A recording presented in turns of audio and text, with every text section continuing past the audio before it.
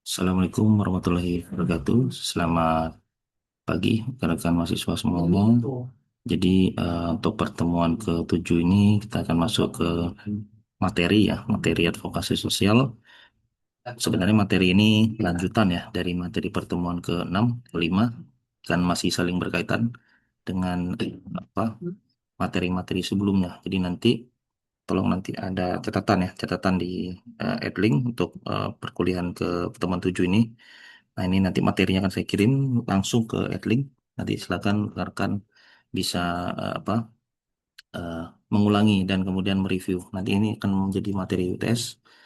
Walaupun nanti UTS-nya open book, tapi nanti tolong dipahami karena nanti soalnya itu bentuknya analisis. Jadi saya minta nanti seluruh mahasiswa untuk bisa memberikan analisis bukan textbook, tapi lebih ke analisis perspektif masing-masing. Nah, ini ada beberapa eh, materi yang memang untuk di pertemuan 7 ini sebetulnya memang lebih condong ke materi UTS juga nanti ya di tanggal 6 sampai 10 April nanti. Jadi nanti tolong dipahami betul-betul karena nanti materi ini berkaitan langsung dengan pertemuan-pertemuan sebelum dan pertemuan setelah UTS. Baik, saya akan masuk ke materi lobbying, negosiasi, and public hearing. Jadi nanti sebenarnya materi advokasi yang pertemuan 7 ini sudah disinggung ya di pertemuan ke-6 terkait lobbying dan negosiasi, tapi memang belum masuk ke materi public hearing. Nah, kita akan masuk ke materi lobbying, negosiasi, and public hearing, tapi sebelumnya saya akan menjelaskan dulu terkait tujuan pembelajaran sesuai dengan RPS yang sudah dibagikan di awal semester, bahwa untuk pertemuan 7 ini tujuannya adalah gimana mahasiswa bisa mendemonstrasikan ketiga variabel tadi ya, terkait lobby advokasi, negosiasi advokasi publik, dan public hearing advokasi publik dan sosial. Kita akan masuk ke yang pertama terkait lobbying. Nah, referensi yang digunakan selalu menggunakan Ritu Sarma ya, tahun 2004. Jadi, biar tidak bercabang, kita tidak menggunakan Paulo Freire, kita menggunakan Ritu Sarma saja. Nah, menurut Ritu Sarma, eh, dalam bukunya An Introduction to Advocacy Training Guide, lobbying itu diterjemahkan sebagai apa? Upaya mempengaruhi pembuat kebijakan secara langsung. Jadi kalau bahasa Indonesia kita bilang lobby. Nah, nanti kita juga akan bisa melihat apa perbedaan antara lobby sama negosiasi. Ya, upaya mempengaruhi secara langsung agar mendukung suatu usulan kebijakan atau perubahan tertentu. Nah, tentu ini kalau kita lihat pengertian lobby secara detail lagi, ya intinya adalah proses komunikasi strategis yang dilakukan secara langsung atau face to face ya. Jadi lobby ini sangat jarang kalau misalkan by online, tapi lebih ke face to face ya kepada pihak yang memiliki kewenangan. Jadi nanti dalam kaitannya ke advokasi sosial, ya, lobby itu misalkan diarahkan ke anggota parlemen, menteri, pejabat pemerintahan, dan pengambil keputusan di lembaga publik. Nah, kalau kita lihat tujuannya apa sih lobbying ini? Yang pertama, meyakinkan pembuat kebijakan agar memahami suatu isu. Ya, kalau kita lihat pemerintahan kita di era saat ini ya, di era demokrasi, tentu lobbying ini sangat berfungsi, sangat berperan. Berbeda dengan era Orde Baru atau masa otoritarianisme, ya, presiden sebelumnya, presiden kedua yaitu Presiden Soeharto. Ini tidak terjadi karena di era Soeharto seluruh suara dibungkam. Nah, ketika di era demokrasi, lobbying, negosiasi, dan public hearing itu ditonjolkan sekali. Nah, ini yang kemudian menjadi tujuan dari lobbying itu, yaitu meyakinkan pembuat kebijakan agar memahami suatu isu. Ya, semua pembuat kebijakan, hampir semua tidak, kadang-kadang tidak menyentuh grassroots dan tidak memahami apa isu-isu yang terjadi di lapangan. Nah, oleh sebab itu, lobbying, public hearing, dan negosiasi ini dibutuhkan, mutlak dibutuhkan. Oke. Nah, kemudian tujuan yang kedua dari lobbying adalah mendapat dukungan terhadap kebijakan yang diusulkan. Tentunya, kalau kita lihat, dukungan politik sangat penting sekali bagi pemangku kebijakan. Ya, terlepas itu eksekutif, terlepas itu legislatif, terlepas itu yudikatif. Seluruhnya pasti memiliki tujuan politik. Ya, kalau kita lihat, ya, satu, misalkan lobby dapat membantu membangun koalisi dukungan. Tentu saja ini kalau misalkan lobby yang kita lakukan berhasil, siapa pihak pemangku kebijakan, pembuat kebijakan yang kemudian menentukan lobbying itu akan mendapatkan keuntungan dukungan, keuntungan koalisi di periode selanjutnya. Ini tentu sangat berimpact sekali di periode-periode selanjutnya, bukan untuk sekarang saja, gitu ya. Kemudian, ya, untuk mendapatkan dukungan politik tadi apa? Agar kebijakan bisa disahkan, perlu dukungan dari aktor kunci. Siapa aktor kunci? Pemangku kebijakan. Dalam hal ini, misalkan di DPR RI sebagai pembuat undang-undang, ya kan, yang mengesahkan, membuat dan mengesahkan undang-undang melalui badan legislasinya. Nah, ini penting sekali.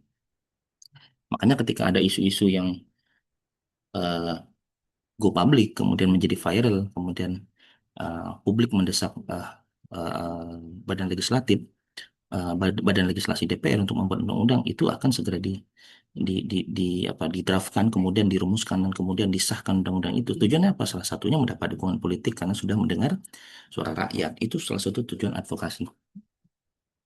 Kemudian yang ketiga yaitu mempengaruhi proses pengambilan keputusan. Nah, ini juga sama. Jadi kalau kita lihat eh, mempengaruhi isi kebijakan pengambil keputusan itu ya tidak hanya setuju tidak setuju ya, tapi juga ya mengubah pasal, menambah program, menghapus aturan yang merugikan itu juga salah satu upaya sebetulnya dari proses lobbying ini ya. Jadi tujuan lobbying ini ya mempengaruhi proses kebijakan pengambilan keputusan itu ya jelas ya kalau kita lihat kadang kebijakan itu kan tertunda.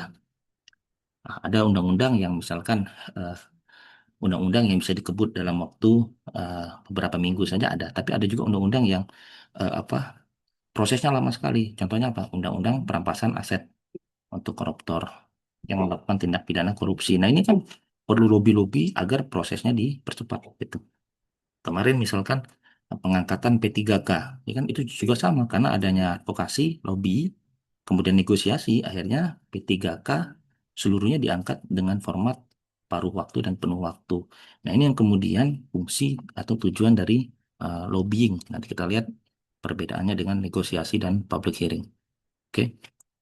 Nah, kemudian kalau kita lihat lagi eh, bagaimana lobby itu bisa terjadi? Ya, pastinya pertemuan langsung dengan pembuat kebijakan.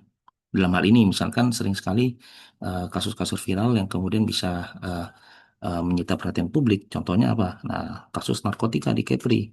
Ya kan, ada ABK yang kemudian menjadi eh, sakitan, ya, dituntut hukuman mati oleh seorang jaksa yang kemudian dibawa kasusnya itu ke tanah DPR RI. Nah, ini kan kemudian menjadi sebuah isu advokasi dari proses lobby dan negosiasi.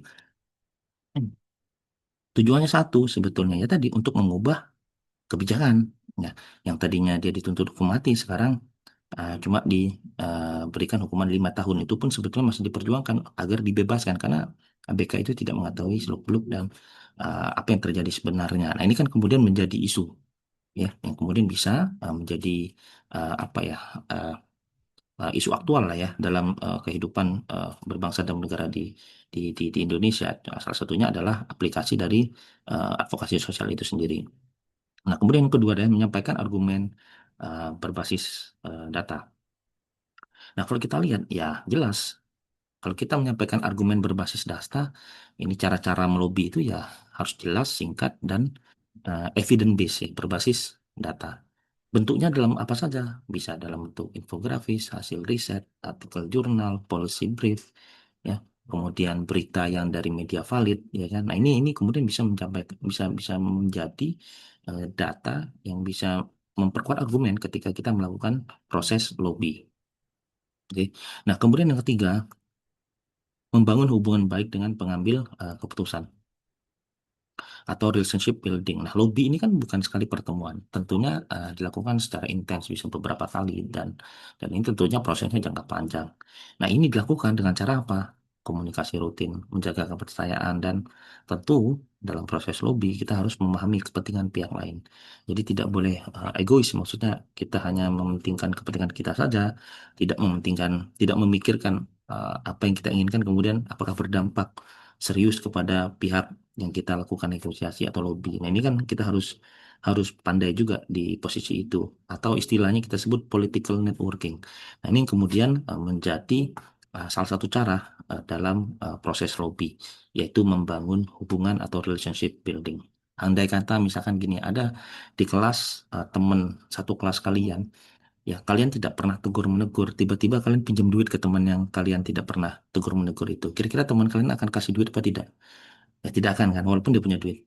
Nah, tapi beda kasus kalau misalkan kalian sudah semester berapa sekarang? 6, kemudian kalian sudah berteman kurang lebih 2 tahun lebih, nah, akrab sekali. Nah, proses lobby itu berlangsung dari semester 1 sampai kalian sekarang semester 6. Nah, tapi ketika misalkan ada teman yang istilahnya lagi kesulitan mau pinjam duit, kira-kira kemungkinan besarnya akan dikasih apa tidak? Kemungkinan besar pasti akan. Kenapa? Proses lobby dalam tanda kutip ya, yang dilakukan oleh kalian dan teman kalian itu sudah terjalin sejak semester 1. Artinya prosesnya jangka panjang, bukan baru 1 hari gitu ya. Nah, ini yang kemudian menjadi contoh real. Kira-kira proses lobby itu kurang lebih seperti itu. Nah, kemudian menyampaikan solusi kebijakan.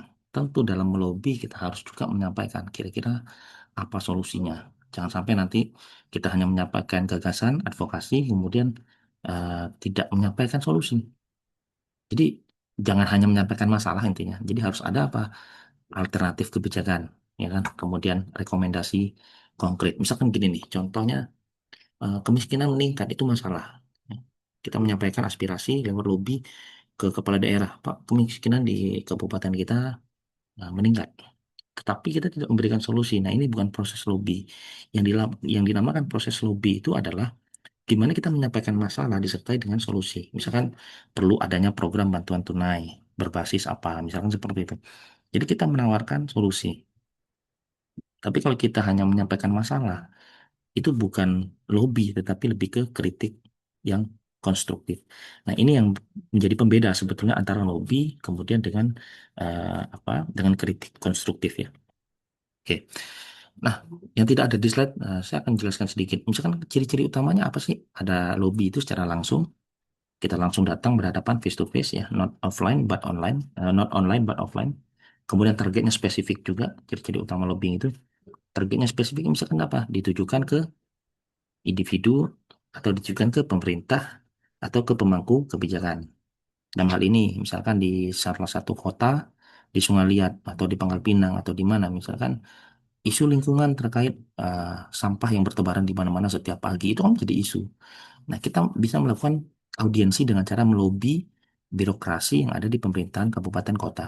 Dengan cara apa? Audiensi. Kan ini sudah kita bahas ya di pertemuan sebelumnya terkait audiensi.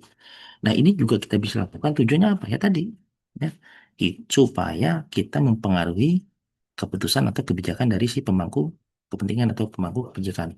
Dalam hal ini siapa? Pemerintah. Lebih spesifiknya siapa? Bupati. Lebih spesifiknya lagi siapa?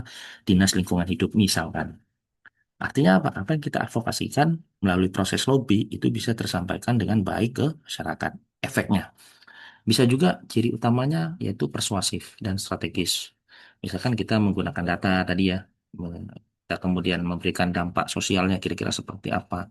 Dan tentu lobby ini harus terencana. Jadi tidak ada lobby yang sifatnya spontan.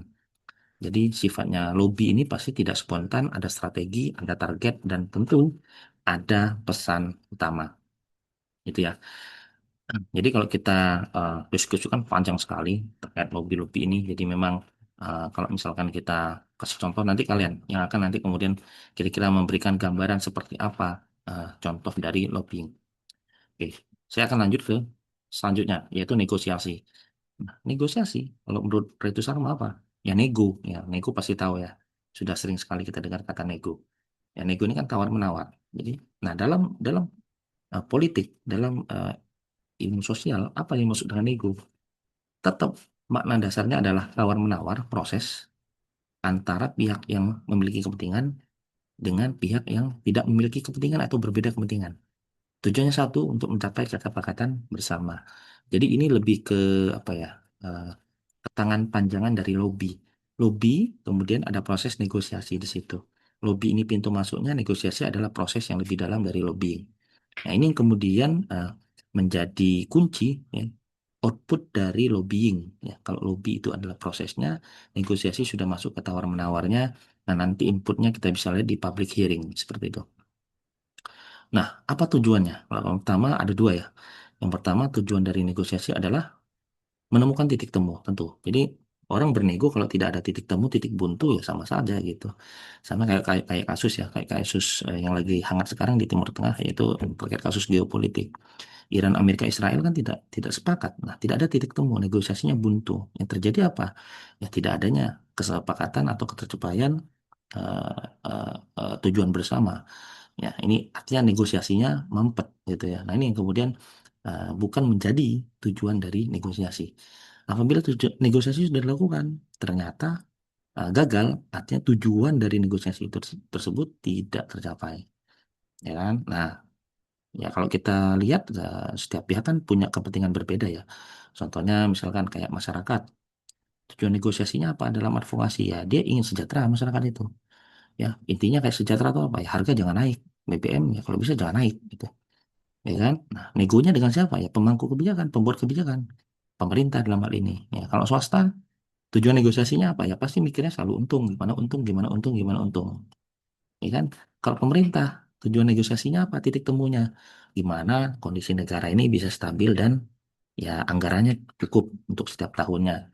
Misalkan 3.000 triliun untuk APBN di setiap tahun. Nah, ini kan menjadi sebuah negosiasi bagaimana tujuannya itu salah satunya adalah menemukan titik temu. Nah, kalau kita lihat tujuan yang kedua apa? Tujuan yang kedua mencapai kesepakatan kebijakan. Jadi kalau kita lihat hasil akhirnya adalah kesepakatan yang realistis, bukan ideal sepihak. Jadi tidak ada yang namanya negosiasi itu hanya menguntungkan satu pihak. Jadi istilahnya win-win solution ya, bukan win-lose solution. Jadi kalau kita umpamakan, prinsipnya adalah ya tidak semua keinginan tercapai, tapi semua pihak mendapatkan manfaat. Jadi ya walaupun misalkan keinginan kita bukan A dan keinginan pihak satunya bukan B, tetapi setidaknya ada manfaat yang bisa kita dapatkan dari negosiasi tersebut, ya kan? Contohnya misalkan apa? Masyarakat setidaknya minta jangan sampai minyak minyak naik gara-gara perang di Timur Tengah, ya kan? Pemerintah juga sama, gimana pasokan itu tetap stabil masuk ke dalam negeri. Nah, ini kan setidaknya walaupun keinginannya itu salah satu yang tercapai, tetapi setidaknya kedua belah pihak mendapatkan manfaat bersama-sama yang masih masyarakat minyak mintanya tetap stabil walaupun ada isu-isu 1 minggu terakhir ya minyak katanya akan naik gitu. Nah, ini kan kemudian jadi apa ya? Jadi negosiasinya mampet dengan pemerintah antara masyarakat dan pemerintah. Bagaimanapun masyarakat ingin mendapat pelindungan supaya gimana harga tidak naik. Ya kan itu baru minyak, belum yang lain-lain seperti itu. Nah, kemudian kalau kita lihat teknik, nah kalau teknik negosiasi ini ada berbagai macam ya. Nah, kalau kita lihat satu persatu di sini ada memahami posisi dan kepentingan pihak lain. Jadi kita juga harus cermat melihat jangan sampai nanti bernegosiasi untuk kepentingan kita sendiri, tapi merugikan pihak lain. Nah, ini bukan negosiasi namanya, ya, tapi lebih ke merugikan orang lain. Nah, kemudian menentukan tujuan yang realistis, menyusun alternatif solusi. Jadi kita juga harus menawarkan solusi. Jadi kalau kita bernego, usahakan jangan sampai kita own oriented seperti itu. Jangan kita yang memiliki orientasi sendiri, tetapi harus memikirkan juga kira-kira solusi alternatif kalau kita bernego seperti ini apa terhadap lawan negosiasi kita. Dan yang terakhir pastinya mencari kompromi yang saling menguntungkan. Tidak ada orang bernegosiasi untuk mendapatkan kerugian, tidak ada ya. Kecuali dia terdesak dan tertekan mungkin. Tapi itu bukan negosiasi ya, bunuh diri ya. Jadi kalau kita lihat negosiasi intinya adalah win-win solution. Kalaupun tidak tercapai kesepakatan, setidaknya mereka saling sama-sama mendapatkan ya setidaknya keuntungan atau manfaat dari negosiasi itu. Oke, nah terakhir, karena singkat saja nanti kalian silakan nanti lebih banyak apa ulas ya dari buku Rito Sarma tahun 2004 itu. Nah, nanti saya akan jelaskan ketika nanti pertemuan sudah dialihkan ke pertemuan offline. Yang terakhir adalah public hearing. Nah, kalau kita lihat, nah public hearing ini eh, ya kan istilahnya kayak rapat dengar pendapat lah. Kalau kita di legislatif bilangnya seperti itu atau banyaklah istilah-istilah ya. Kalau anggota dewan itu namanya reses ya. Reses itu artinya bagaimana anggota dewan itu ketika masa reses, masa istirahat mereka bertugas, mereka terjun ke masyarakat dan mendengarkan aspirasi masyarakat. ya kan, untuk kemudian dibawa ke parlemen. Nah, ini yang kemudian disebut dengan public hearing, istilah kerennya. Jadi intinya public hearing itu kayak forum dengar pendapat publik yang memberikan masyarakat tuh menyampaikan aspirasi terhadap suatu kebijakan. Ya, misalkan saya nggak sepakat nih, misalkan terkait apa undang-undang Omnibus Law, yang undang-undang Cipta Kerja yang misalkan melegalkan tenaga kerja asing bekerja di Indonesia. Saya tidak sepakat. Kita sampaikan sehingga nanti ada kajian di legislatif untuk kemudian merevisi undang-undang tersebut. Walaupun undang-undang itu sudah disahkan, tapi kita tidak berarti harus menelan mentah-mentah undang-undang itu. Masyarakat punya kedaulatan untuk melengsarkan atau mengubah undang-undang melalui parlemen, atau dalam hal ini badan legislasi di DPR RI. Ya kan? Nah, artinya apa? Public hearing ini sangat kuat sekali pengaruhnya terhadap pemangku atau pembuat kebijakan di pusat.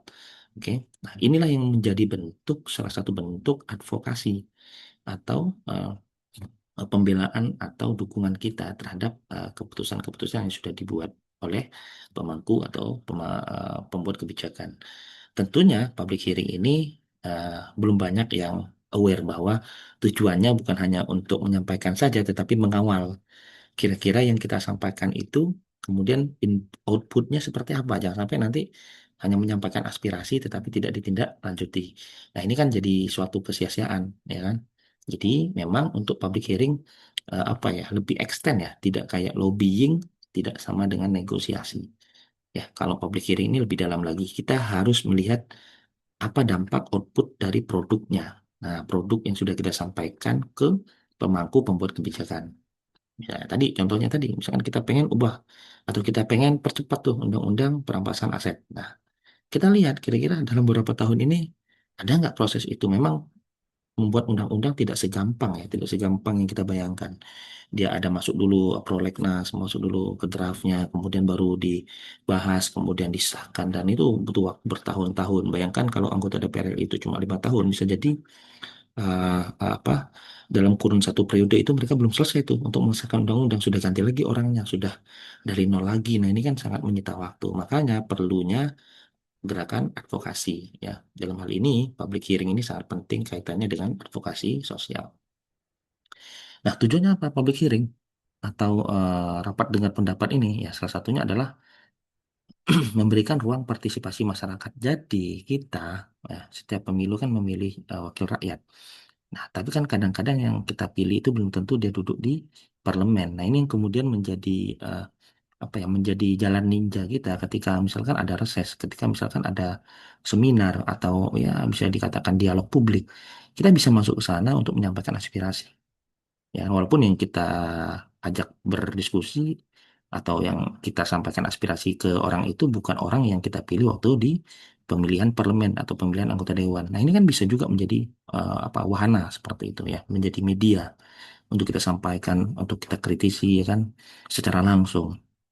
Yang intinya adalah semua pihak bisa menyuarakan kepentingan. Ya, terlepas itu bukan dapilnya, ya kita bisa menyuarakan kepentingan. Kita bisa apa namanya, menyampaikan apa yang menjadi objek kebijakan yang kita usung seperti itu atau yang kita perjuangkan. Itu sangat penting sekali. Nah, kemudian yang kedua, mengumpulkan masukan dari berbagai pihak. Nah, tentu pembuat kebijakan kan mendapatkan data lapangan, ya kan, pengalaman langsung dengan masyarakat, dan tentu perspektif yang beragam. Tadi seperti saya jelaskan di awal, tidak semua anggota dewan itu menguasai lapangan atau menguasai dapilnya. Tentunya dengan adanya public hearing ini, ya kita bisa menyampaikan apa yang memang real terjadi di lapangan. Jadi apa tujuannya? Ya tadi, supaya anggota dewan itu dia bisa mengawal suara kita di parlemen untuk diperjuangkan. Entah itu misalkan contoh, Pak, di kampung kami ini jalannya rusak, Pak. Jadi kegiatan ekonomi di kampung kami terhambat gara-gara jalan bolong, rusak, dan ya belum diaspal. Nah, bisa jadi nanti ketika ada rapat banggar ya, atau di apa di pengajuan program tahunan itu kan bisa dialokasikan sehingga di tahun-tahun selanjutnya jalannya sudah bagus.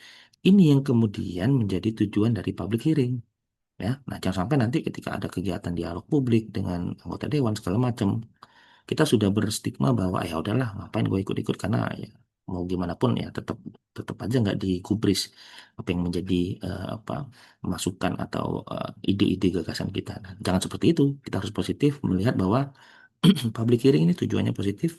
Kalau kita sampaikan dengan cara yang baik dan positif, tentunya akan direspon dengan cara baik dan positif juga. Kemudian yang ketiga adalah meningkatkan transparansi kebijakan. Nah, tentu dengan adanya public hearing, ya, kita bisa berdialog langsung dengan pemangku kebijakan dan kita bisa bertanya langsung tanpa sengkat. Ya, kita bisa jadi mengawasi proses kebijakan yang mereka buat. Kemudian kita juga bisa memberikan masukan langsung terhadap apa kebijakan-kebijakan yang sudah mereka lakukan dan sahkan seperti itu. Yang dampaknya tentu bukan buat mereka, tapi lebih luas ke masyarakat pada umumnya. Oke. Nah, jenis-jenis public hearing itu apa sih gitu? Nah, kalau kita lihat kan banyak. Misalkan apa? Ada eh, dialog ya, dialog antara masyarakat dan pemerintah. Ini biasanya dalam forum-forum resmi setiap tahun biasanya ada. Kalau sekarang lagi efisiensi biasanya lewat Zoom gitu ya. Walaupun kadang-kadang males juga lewat Zoom gitu ya, nggak bisa langsung bertatap langsung. Nah, ini yang kemudian menjadi wadah ya sebetulnya. Nah, kadang-kadang kan kita uh, ngelihat yang ada dialog nih, ada reses nih, oh ada pejabat daerah ingin datang nih. Sebenarnya kadang-kadang kita sudah pragmatis melihat bahwa ya udah malas datang. Ya, tidak menyampaikan aspirasi langsung itu merupakan bukan merupakan problematika kita. Ya, jangan sampai nanti ketika masalahnya muncul kita baru mengkritisi. Ketika ada dialog kita tidak nongol gitu. Nah, kemana aja? Jadi kalau ada dialog publik mahasiswa diharapkan untuk apa? Partisipasi aktif, datang, suarakan apa yang menjadi concern dari kawan-kawan mahasiswa seperti itu. Misalkan kayak Pak gitu gimana nih UPT kita mahal, nah, misalkan dengan rektor atau misalkan dengan pimpinan atau ya bisa dengan siapa saja, tidak hanya dengan pemerintah tetapi juga dengan organisasi-organisasi sekitar kalian, misalkan dengan organisasi di kampus, bisa dengan pimpinan di kampus, bisa dengan organisasi di eksternal kampus dan lain sebagainya. Rapat dengan pendapat dengan parlemen. Nah, ini kalau saya dulu sering sering sekali ikut rapat dengan komisi ya, terutama komisi satu di DPRD. Jadi eh, apa yang menjadi masukan program mereka kita bisa awasi dan kita bisa apa ya kawal seperti itu. Memang sesuai dengan apa anggaran nggak, sesuai dengan rancangan jangka menengah, jangka panjang apa tidak. Nah, ini kan bisa kita awasi.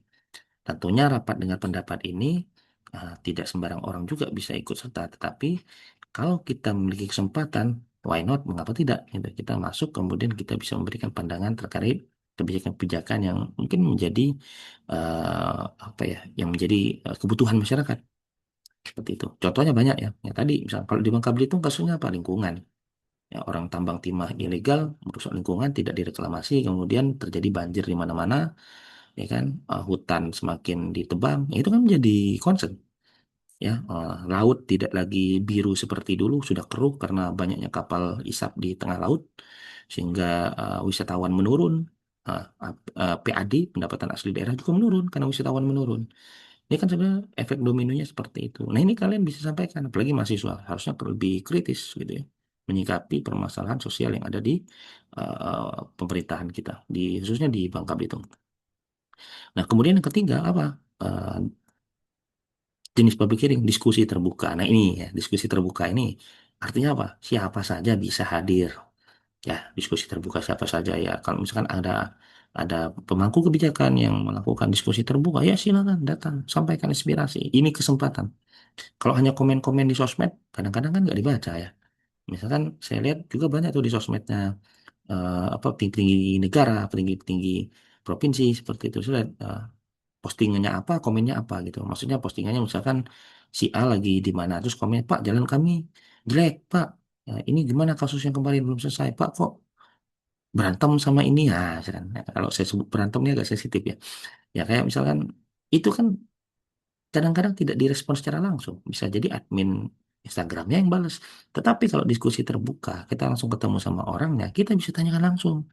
Nah, ini kesempatannya. Jadi kalau mahasiswa yang masih sifatnya pragmatis, malas menghadiri diskusi terbuka, malas menghadiri forum dialog antara masyarakat dan pemerintah, artinya kalian adalah mahasiswa yang tidak peduli dengan kebijakan yang sudah dibuat oleh pemerintah. Tentunya sebagai mahasiswa UBB ya kalian harus lebih proaktif mengawal, kemudian melihat dan mengkritisi serta memberi solusi terkait kebijakan-kebijakan yang sudah dilakukan oleh pemerintah khususnya Pemprov Kepulauan Bangka Belitung.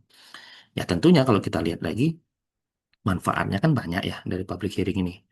yang bisa meningkatkan legitimasi kebijakan. Tentunya kalau masyarakat sudah bergerak, pemerintah akan mendengar gitu kan. Nah, ini banyak sekali contohnya. Ya, banyak sekali contohnya. Kemarin kasus apa? Penyiraman air keras ya terkait aktivis kontras kan. Nah, kalau misalkan mungkin kalau tidak viral, tidak digembar-gembar oleh masyarakat, bisa jadi eh, prosesnya akan lebih lama seperti itu. Tetapi karena banyak desakan dari masyarakat lewat advokasi media sosial, prosesnya bisa lebih cepat, datanya lebih terungkap dan pelakunya ya sedang diproses. Itu kan. Jadi ketika kita berpartisipasi dalam public hearing, yang terjadi kemudian adalah pemerintah akan lebih melihat bahwa ternyata masyarakat punya power loh. Nah, lewat apa? Media sosial. Lewat apa? Dialog. Lewat apa? Forum terbuka, ya, diskusi dengan masyarakat.